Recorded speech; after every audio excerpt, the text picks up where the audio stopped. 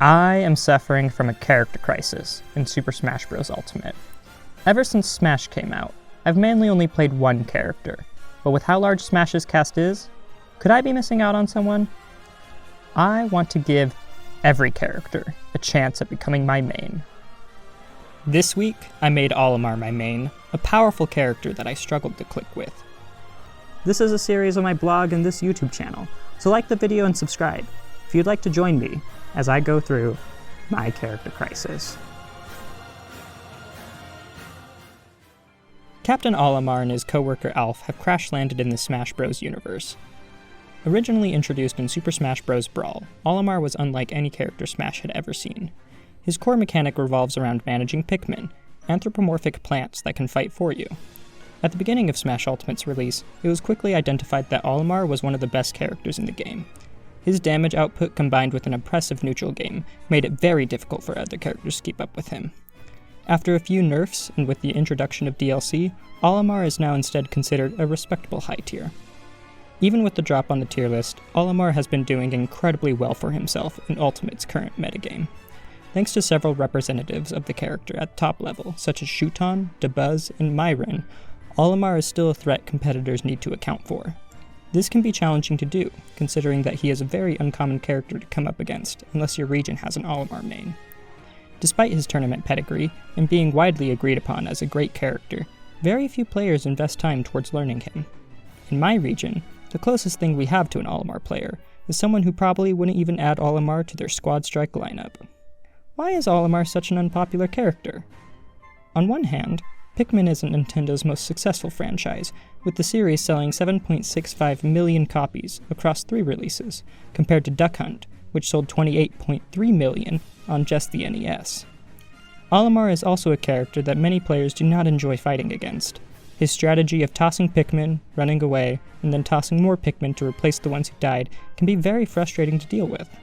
Combine that with a toolkit that is not easily understood, and it can lead to a small player base towards a character that at one point was considered the best in the game.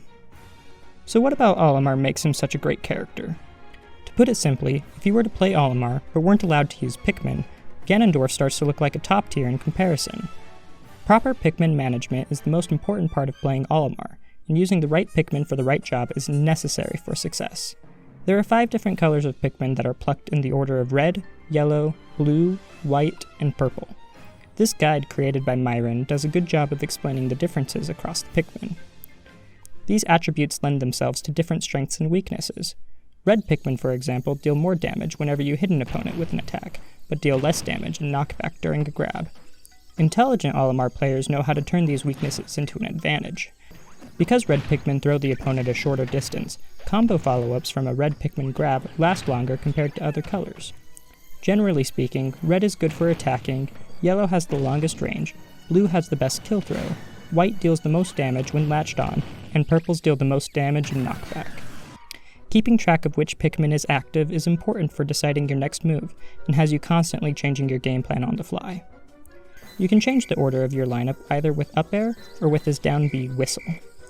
This move recalls your Pikmin, but also comes with the advantage of having super armor. This means that if timed correctly, Olimar can whistle through any attack in the game, take the damage, but receive 0 knockback. The super armor on this move starts on frame 2, which is 1 frame faster than air dodge, and gives Olimar a unique option to escape combos that very few characters are capable of. While it may seem like a lot at first, Olimar fundamentally plays like any other character in Smash. You can think of Olimar as a character with an amazing projectile, and aerials that aren't that far off from being a sword. The difficult part of playing him comes down to how you manage your Pikmin. As long as you put yourself in positions where you can take advantage of the best attributes of each Pikmin, it's easy to do well with this character. This character has insane damage output, and hope you'll enjoy what I was able to accomplish during my time with Captain Alf.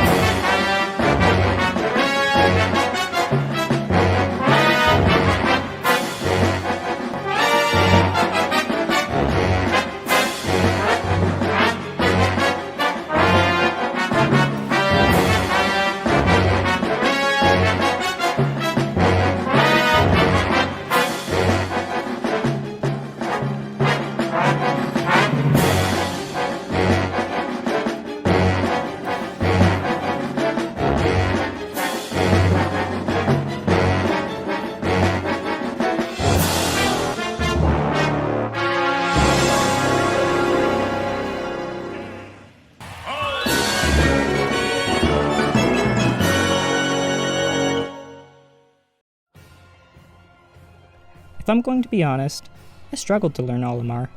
I learn a lot from spectating and playing against characters, but Olimar is so rare that I have less time observing the character than I do playing as them.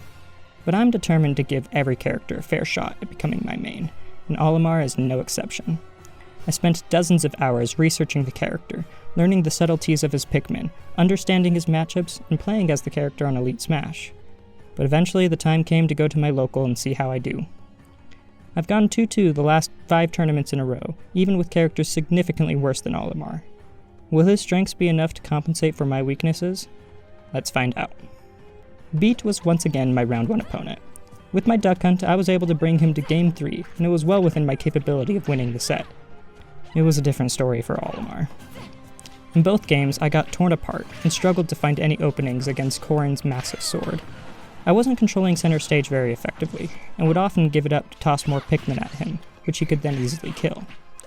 After the set, I asked for advice, and he said that the best Olimar player he ever fought had him fighting the Pikmin the whole time, instead of Olimar.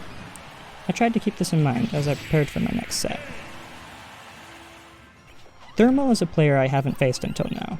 They led with Pac-Man, which forced me to put the fighting with Pikmin instead of Olimar strategy to the test. And for the first game, it worked really well, with me able to rack up lots of damage from a distance. This forced them to switch to Kirby for the second game, and immediately became apparent that Kirby's close quarters combat was much stronger than mine. I go for a forward smash that clinks with an aerial, which then leads to him spiking me. By game 3, I learned that I needed to respect Kirby's space better, and was able to win the set because of my adaptations.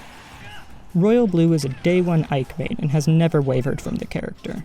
I remember beating him once at the beginning of Ultimate, but it's been a while since we fought each other in bracket. The Olimar was unfortunately not up to the task of defeating his Ike. He did a great job of pressuring me in the corner and conditioning me to shield, which resulted in a disheartening shield break in our last game.